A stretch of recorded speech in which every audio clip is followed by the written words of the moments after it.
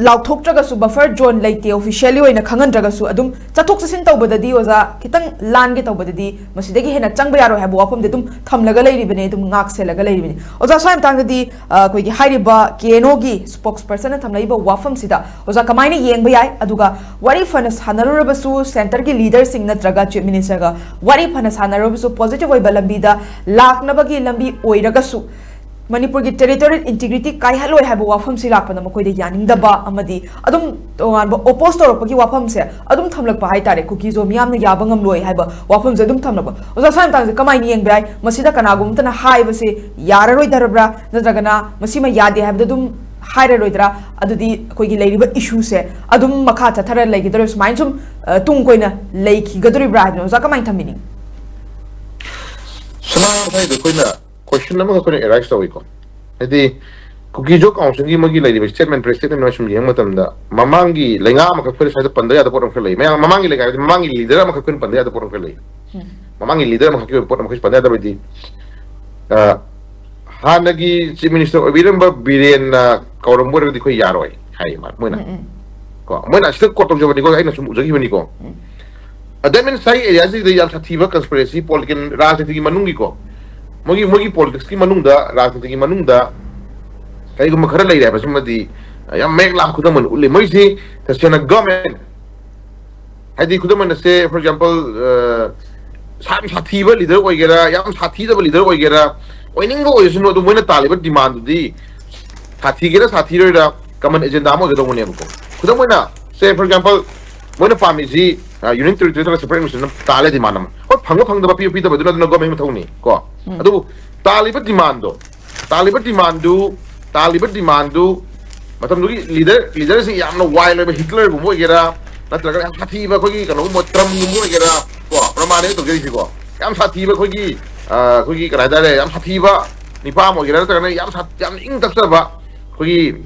lajita ba du leader homo gi ta lai ba gera oi ni mo gera su ke su kai da re ba ko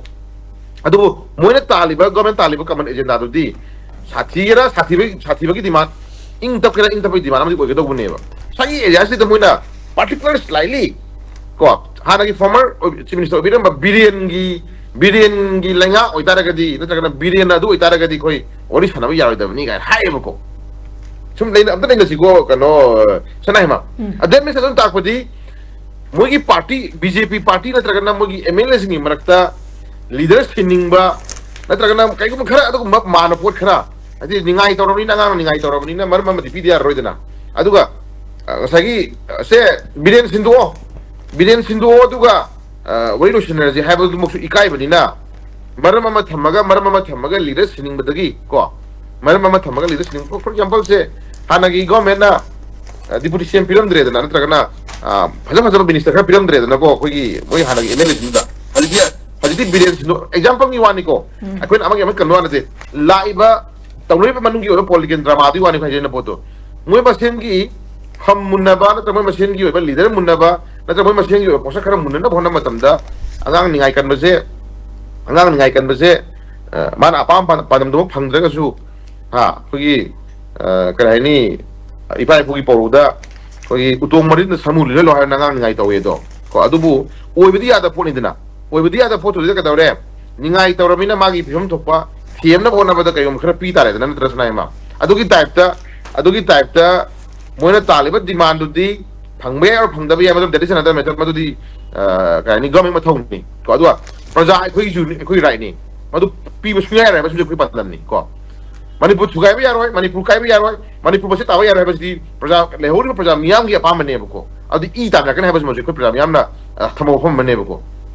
ada praja miyam gi ba sentiment ji yeng bai tare ne ko ang yeng han bai tare ne yeng wa mi khar hatu o kap thu o me kap sel lo khat dhap to ro adida praja si kai dor ko yeng si mo na irang hin ne ba adi dai ta le di manu kan khana si kai ma hai man ba adagi suna kan da mo to thau tu da masagi to ya roi gan action to ro leader khara hai tare ne ha nagi former CM gum bai tare ko khara action to re lo re ne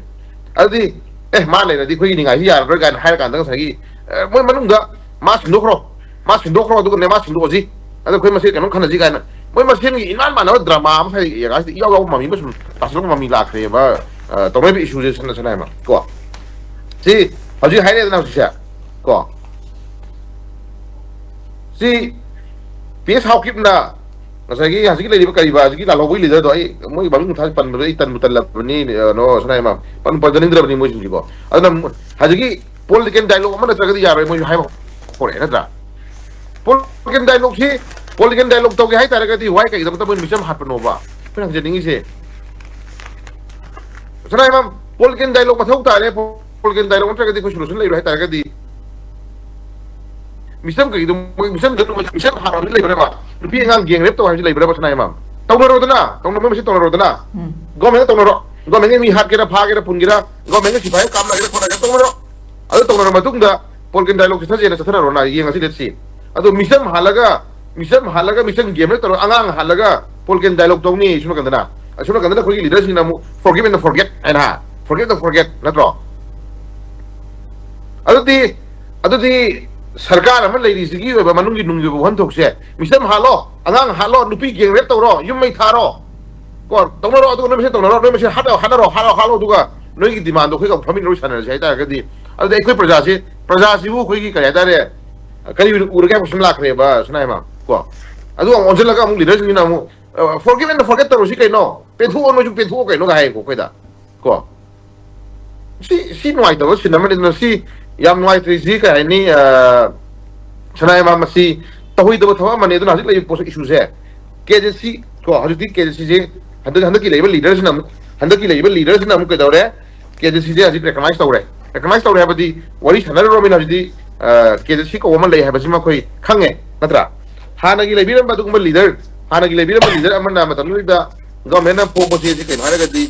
cookie जो council को बदुगुम्बा को loop लेते stay holder लेते जी ममांग लेगांग सी खोक खोतन तोरमगी कोई पाउम ताजरे सनाय माम को अगर सिदी के दौरे कोई honourable Manipur honourable chief minister ना डायरेक्ट चिठी में थारे रिक्वेस्ट तौरे फमिनना बाहारे कोई ऑनरेबल सीएम नंगसी कोई पीस लागन बगी अहान खोंथांग नि उनसी याद बदु उननब यारे सी मसी अहान खोंथांग नि हैबसी माई स्पीड फोंगे कनो सनाय माम को फोंगे आई तागा जे हौजी हेड उनरु बगी मिकुकी नोंगान बदा ngasagi sai area se moi na ngasagi press statement thole ko minute ko sidai is between 7 am approximately 1 hour and 45 minutes ko pung amaga minute fu mangamu moi wari sanai haire ko wati da ko aduga conflict between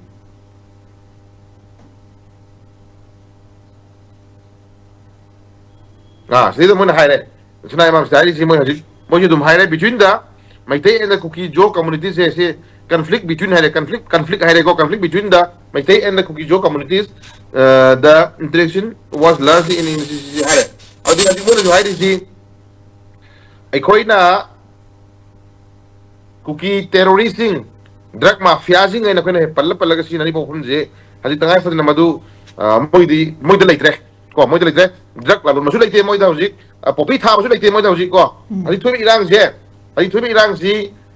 community अरे मतलब कोई इतनी crisis कोई conflict में थोड़ा community में थोड़ा conflict में वाले को वाला भी ना फरे अदु नहीं बलेंगा किसी ना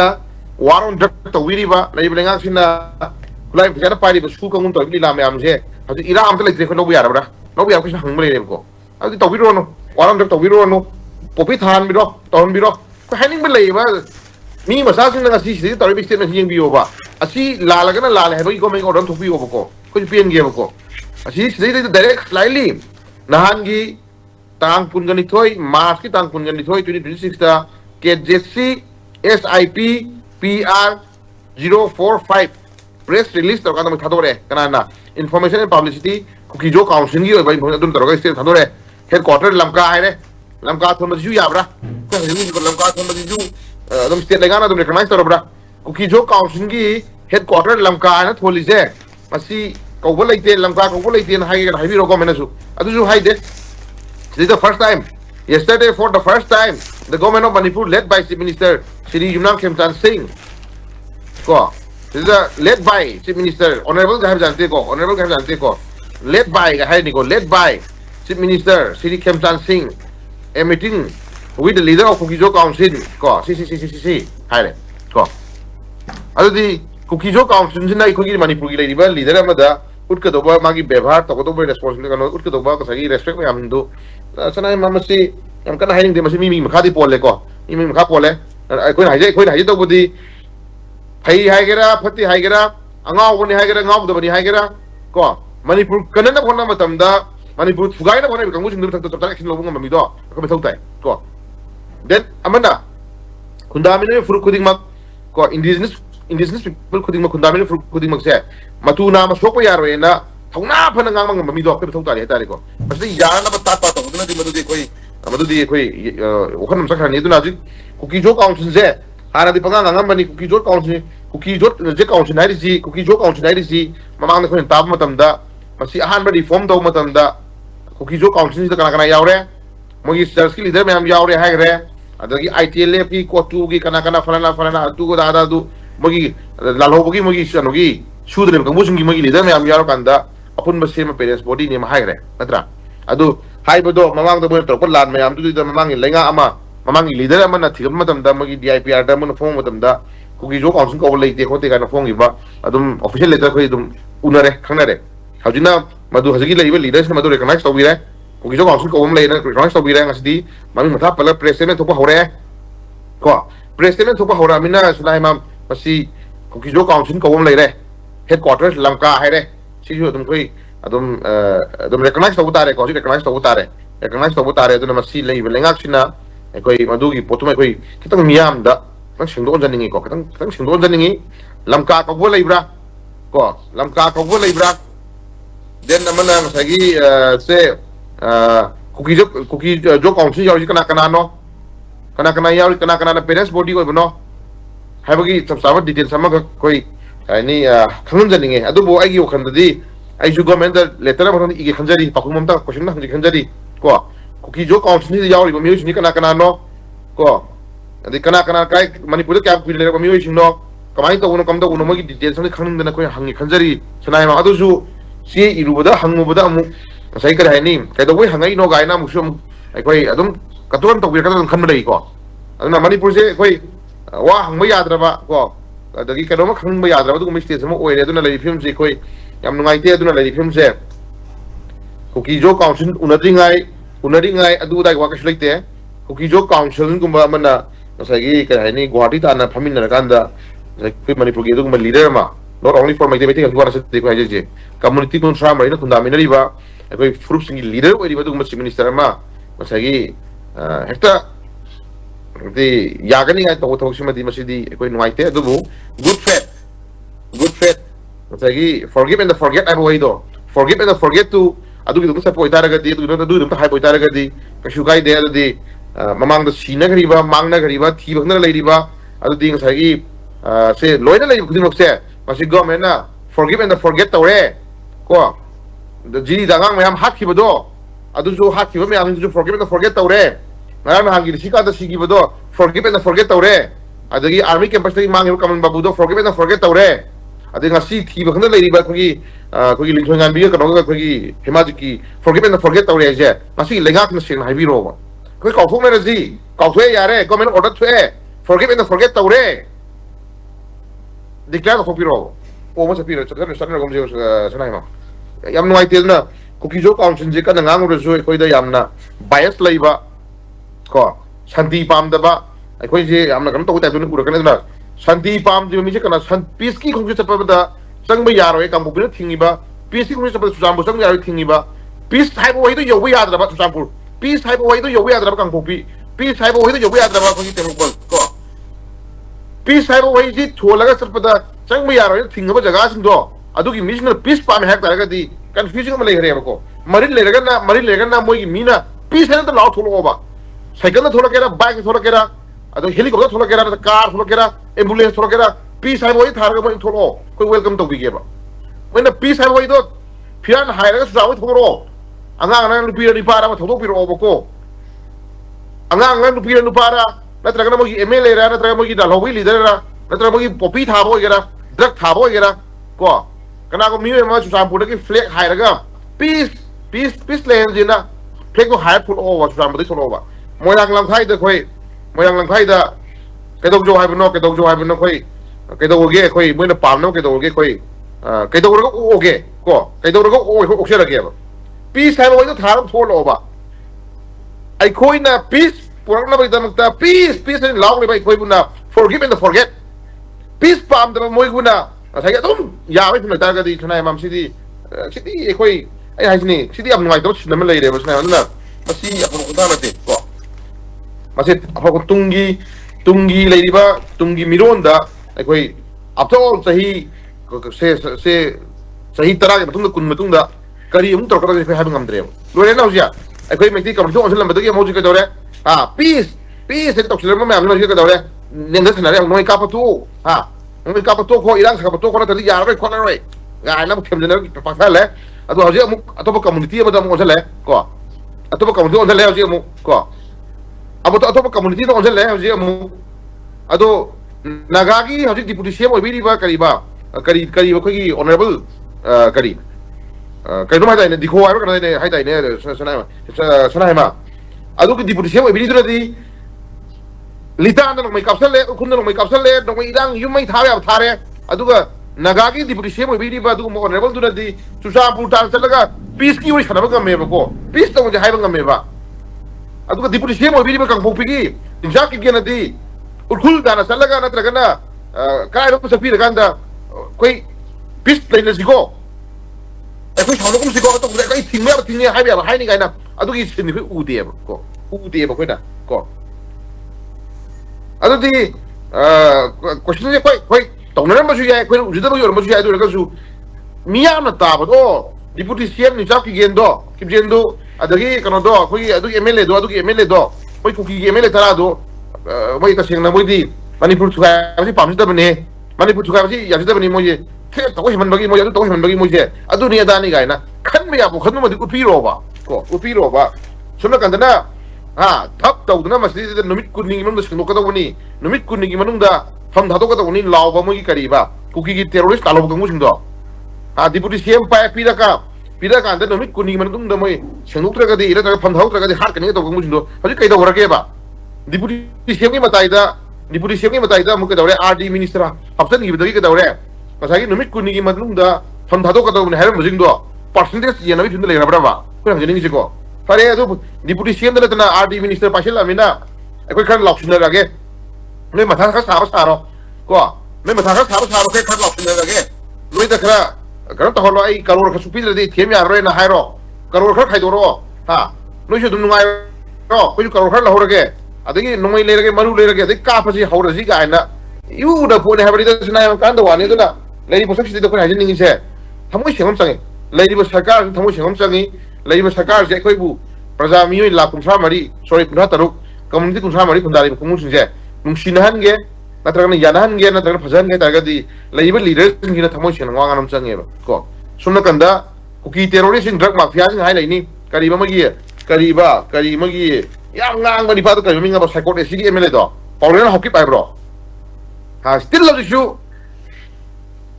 ju mo ne pa me demand phang di ba ko haloi ga hai bani pa do adu kari khilo ko pi lage ba ko hang ding si ko asuna kandana du ki political party sinduna manipur kan ga do de khoi ni num tum nei ne natra suna kandana adu kari be emele sinduna mo ko dore adu kari be emele sinduna manipur thuga ga do ne ma hai ne ba nu ai tro ni la se kano suna hema adugi ani dugi rajniti political drama ni manungda ani dugi liladu manungda ne khoi praja miyam na khoi na hingisna ana hajik se kuki jo council gi leader amagi mayum da ngang nung thumjale ga jane su jambuda ko dhap tawduna noire kuki jo council gi leader no ham du se noi nung ga thumjana ro saujina ro khoi masin je control su ngala laji ko package khan lahora si ga tawmani amok natro su kan da wani lila ru khang poni ga no to gi kari da re agang hingi halam gi pawruda ojana takpana kariba ojana takpana kitang nanai na hijabana kare de haizare ne ko ojana takpana kitang satra du khumbu karoni kushini ko pakum ni ko ojana takpi bana kitang nanai na hijabana khoi karoni na ado ekoi gi somna kandagi drama tawna na basno kandagi ko sagi wari wari kato no khoi ek tono khon ko direction pino khon ko script ai do pino ko direction na kitang khaji tak pino phai dare ko somna kanda satra du nam ka dare henjel lakbodo kon yu na poto khanga ko dai dare ko aduna si ekoi yam phaji to pot mani chana ma kana haining dre ana kuki jo council na lo ri step se mi gi di paper ha dare ko mi gi di paper da mi gi di sagi si thara hik mana press no toro minang si posisi international orang mani international orang mani ha Manipur si minister kemjang phamin na re adu tawle du hari ma'am irani atra ma'am sagala ni ko adi honorable CM am ga phamin na re bani na moi si cookie jo council ko bulup sima recognize to e ko sak tak to e moi da leram ba phatau di ma'am pokthok re ji sai ai jo re cookie jo council na mi hat pa support tor ma mi adu to ba hari ba no mai ka pa ko pa everything moi se na crime ma'am ning do masih phamin na thokra bina ka dawre moi do forgive and forget to thokra moi je na do chini forgive and forget ai ji ana pobi thari kangu sing du nang kawira ga du ga sagi forgive and forget to thokbiro sini ai ai ko phamin na thodi ko edana adi ning thong ma'am kawbiro ko ori thadokbiro ko noi tawranu haira ga sumbiro adidi chatla hangra adidi maning tawna thajrani hairo ga koi honorable CM phamin na rabne ori sana rabne ga hajira ni ga droga na dro sana ma'am ko tong jira sunu ko dawra na koi noi to sin hele du ni koi hajira je koi thajaba lai honorable CM koi thajaba li ba ki anok honorable CM je koi thajaba lai ko kai gum khat torka na thajaba koi thajaba lai adu bu